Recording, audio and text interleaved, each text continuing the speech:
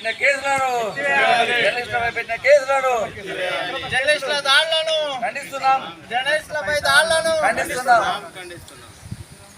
జర్నలిస్టుల ఐక్యత వర్ధిల్లాలి. జర్నలిస్టుల ఐక్యత వర్ధిల్లాలి.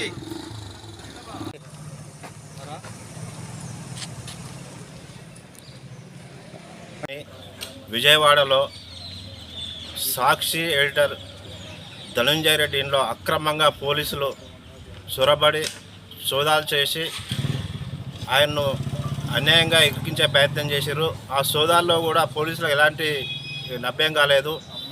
అక్రమంగా పోలీసులు జర్నలిస్టులపై దాడులు చేయడం సరైనది కాదు. ఇది ఐజేఐ పక్షాన మేము తీవ్రంగా ఖండిస్తున్నాం. జమ్మికుంట పట్టణంలో ఆందోళన కార్యక్రమం చేపట్టాము.